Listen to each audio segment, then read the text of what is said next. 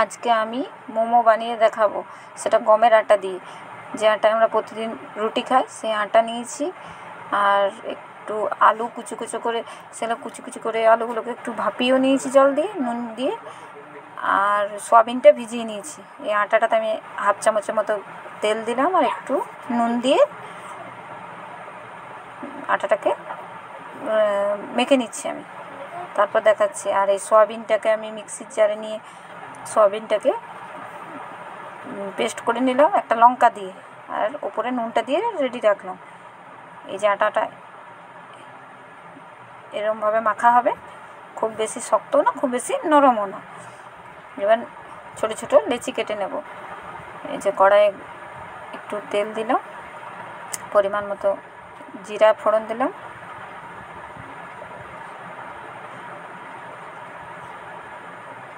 দিয়ে সয়াবিনটা যেটা আমি মিক্সিতে পেস্ট করে রেখেছি সেটা দিয়ে দেবো। সেটার সঙ্গে কিন্তু একটা লঙ্কা দিয়ে আমি পেস্ট করেছি। সয়াবিন বাটাটা দিয়ে ভালোভাবে মিশিয়ে নিতে হবে।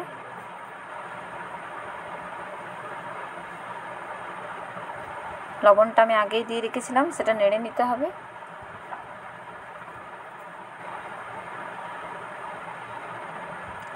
ভালোভাবে সয়াবিনটাকে ভেজে নিতে হবে।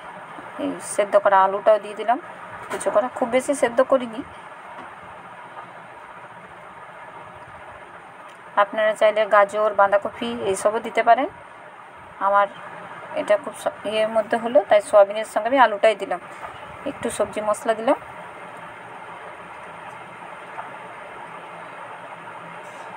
দিয়ে আবারও ভালোভাবে মিশিয়ে নেব। আর একটু কস্তুরি মেথি দিয়ে দিলাম ওপর থেকে।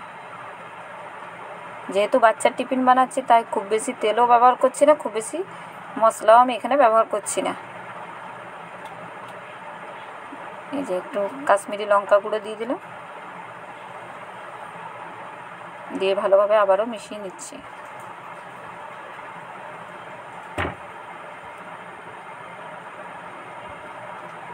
এই যে এইভাবে এরকম অবস্থায় আমি এটা নামিয়ে ঠান্ডা করে নিচ্ছি।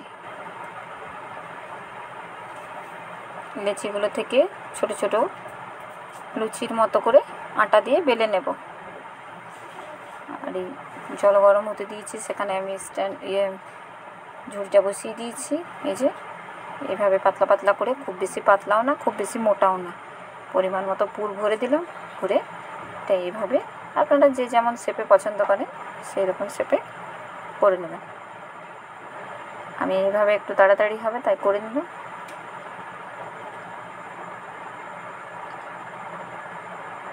এইভাবে আমি সবগুলো বানিয়ে নেব, ততক্ষণে জলটা গরমও হয়ে যাবে।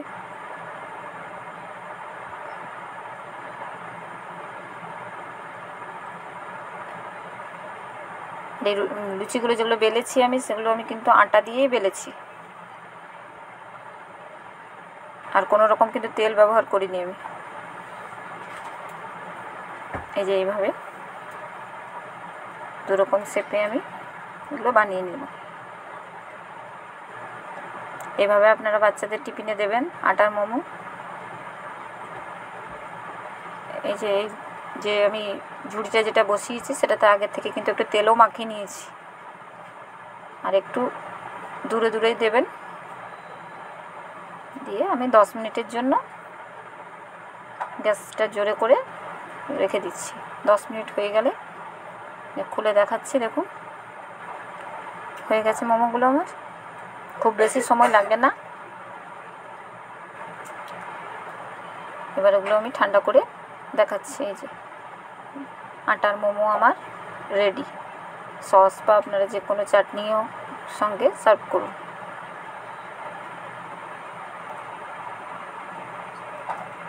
এইভাবে